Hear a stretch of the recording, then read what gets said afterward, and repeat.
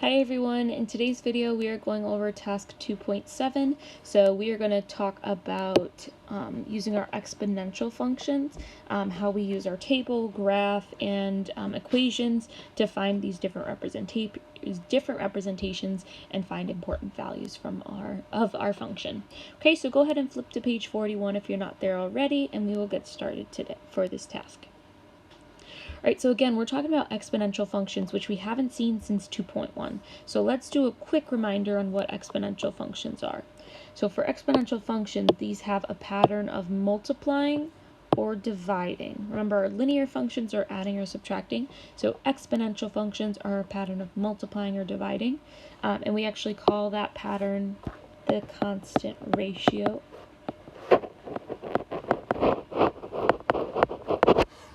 Right, and this is like a geometric sequence that has the same type of pattern if you remember back to Unit 1. The shape of the graph for an exponential function is a curve instead of a line.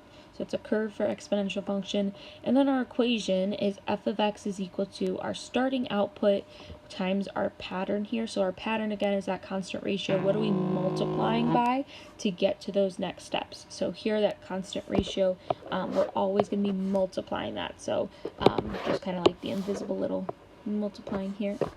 I'll do it in pink, so I'm multiplying there.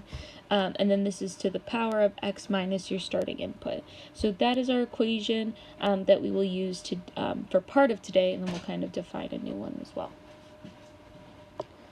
Alright, so let's go ahead and flip to page 42 in your packet for the start of our notes here. So we are going to talk first about how we make a graph when we're given an equation.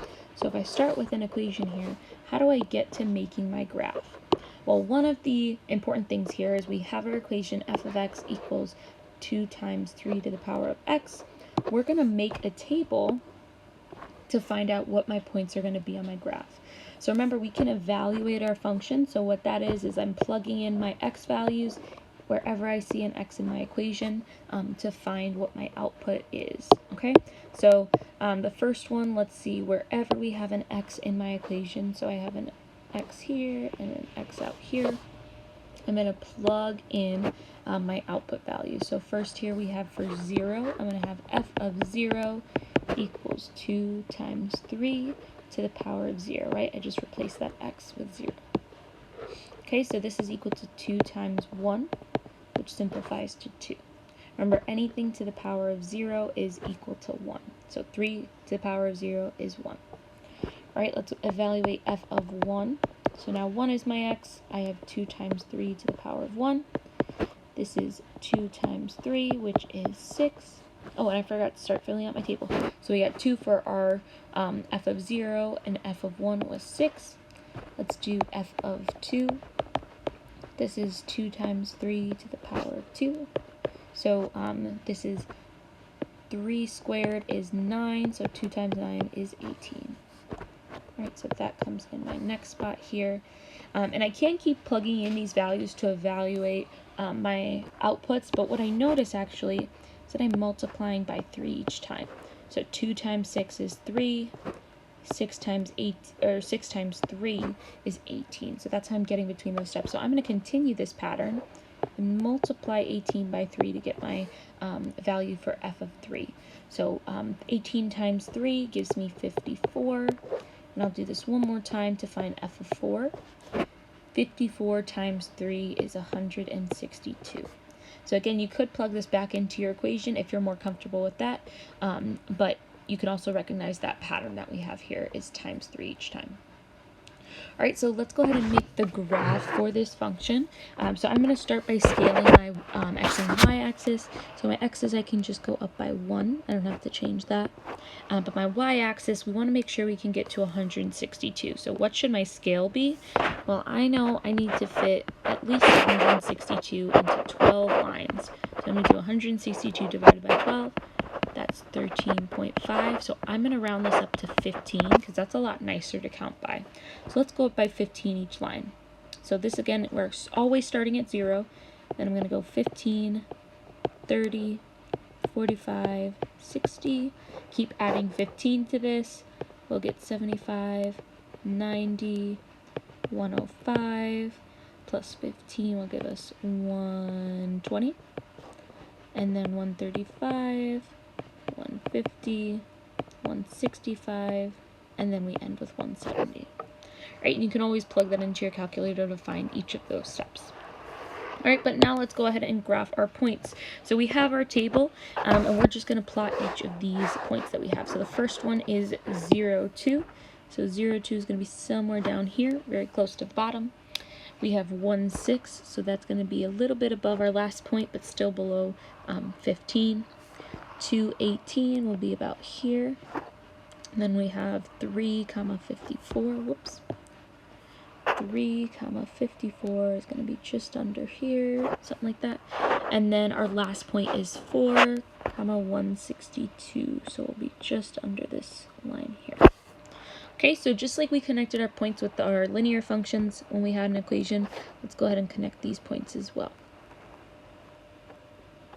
Sorry, it's a bit shaky, but that's what our exponential graph should look like based on our equation here. All right, so taking a look at our equation that we had and our different table and our graph, like let's answer these questions below. So what does the 2 represent? So I see the 2 in my table is the first y value. So 2 is actually my starting output or your starting y value, whichever one you prefer to think of that as. Right, so those are the same thing, starting output or your starting y value. All right, what does the 3 represent? So where did we see 3 in our equation? Well, that was times 3 right here, but I also noticed that we were multiplying by 3 each time. So that actually tells me, the 3 tells me that my pattern is times 3 to get to between each of those steps. All right, so we can also think of this, remember our pattern is called our constant ratio. So our constant ratio is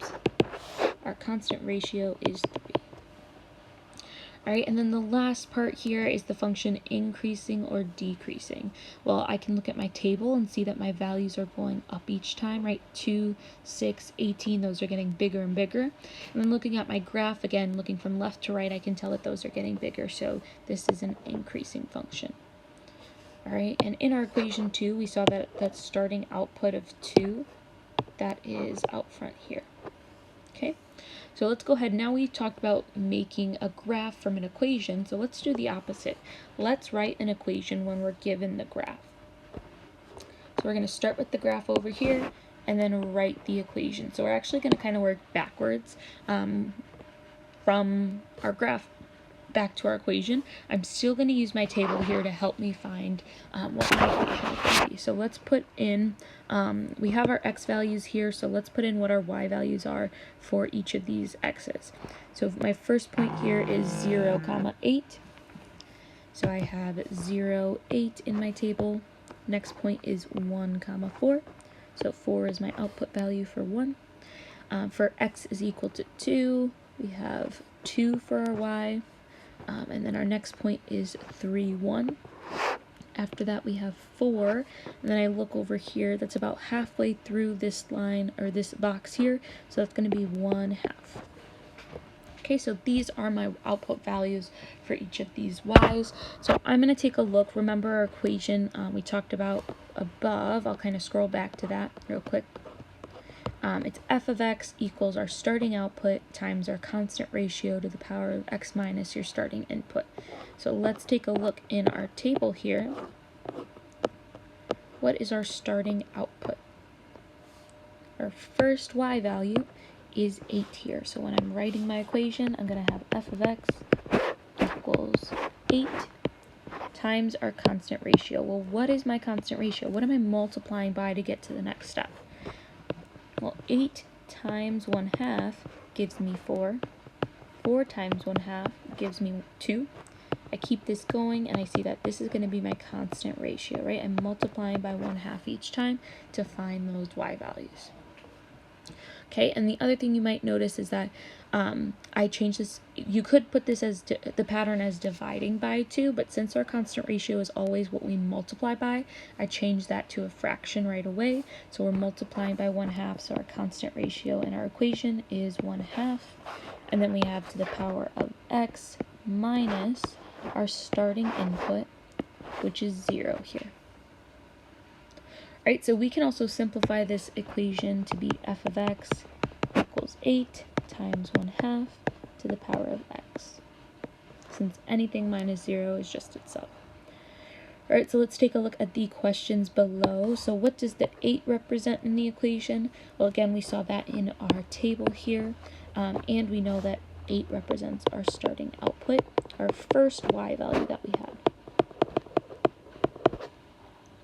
All right, and then what does the 1/2 in our equation represent? So the 1/2 here, oh, sorry, I forgot, you can't see when I highlight that. The 1/2 there, we saw that we were multiplying by that each time, so that's our constant ratio. Or, again, that could tell you that your pattern is times 3. Either way you describe that is okay. All right, and then the last part is this function increasing or decreasing. What do you think? Yeah, this one's going to be decreasing, right? My values in my table are getting smaller and smaller each time. And then in my graph, I can see that it's going from left to right, it's going down. So that's going to be a decreasing function. All right, so that is how we kind of go back and forth from writing equations and graphing. Let's kind of define, get a new formula for our exponential equations. We talked about point-slope form and slope-intercept form for our linear equations. So we're going to get a new formula for our exponential equations as well. All right, so this formula is going to be y equals a times b to the power of x. So our a here is our starting output, or you might also hear your beginning value.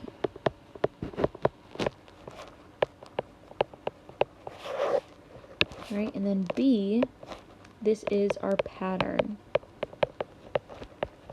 or our constant ratio.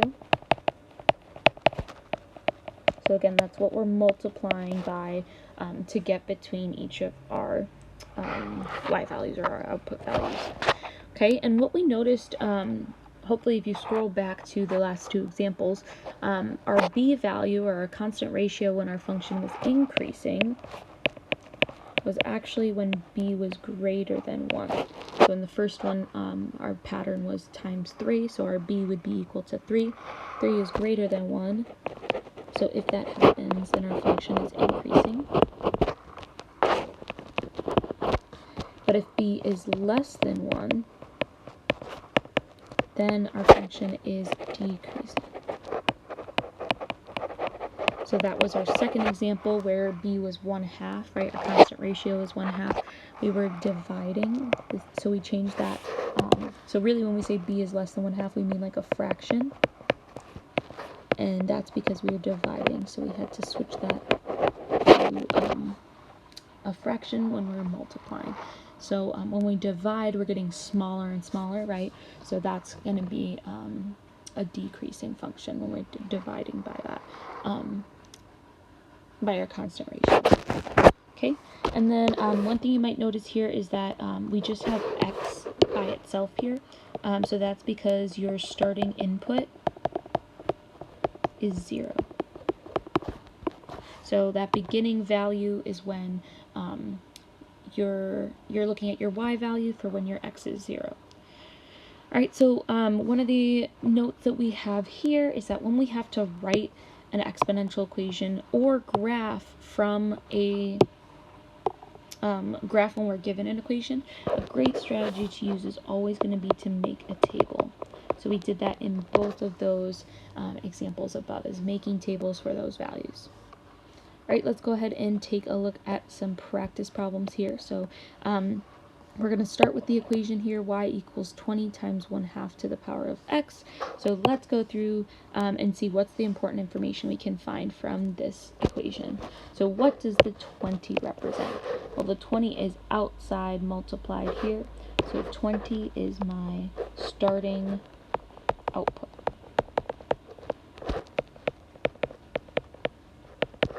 Or starting y value, however you want to think about that.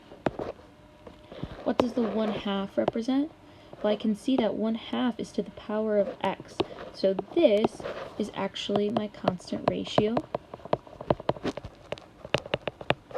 Or again, you can say that this tells us that our pattern is multiplying by 1/2 each time. Alright, and one thing I did forget to mention is when we have our equation here, a reminder or a hint that we are what our equation should look like is that we call this an exponential function, and we have an exponent in our equation. So that's a big hint to you, is that when you're writing equations for exponential functions, you have to have that exponent. It's part of the name there. Okay, so we'll kind of scroll back down here and continue. Is this function increasing or decreasing? Well, our function is actually decreasing, and why is that? Well, that's because 1/2 is less than 1. So our b is less than 1, so we have this scenario where we're going to be decreasing. Alright, let's make a graph for our equation here. So again, a really good strategy is to make a table. So let's set up a table for our values. So I'm going to have x on the left and y on the right. I'm going to find about 4 or 5 points. So I'm going to find and I'm just going to plug in some nice x values. So I'm going to do when x is 0, 1, 2, 3, and 4. Let's find our y values for this. Well, you can plug into your equation and kind of evaluate for each one, but we know that our starting output is 20.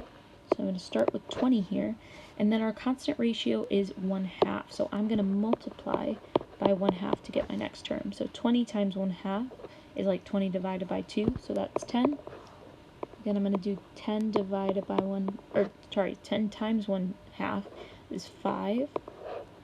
5 times 1/2 is 2.5.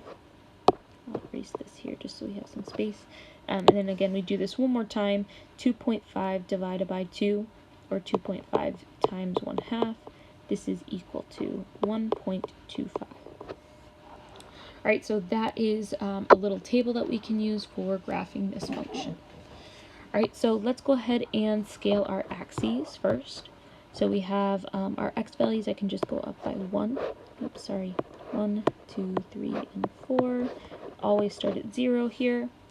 And then our y values, I have to get to 20. I know there's 12 lines here, so if I go up by 2s, that will be enough to fit all of these points. So I'm going to go up by 2, 4, 6, 8, and so on. We'll fill out our scale.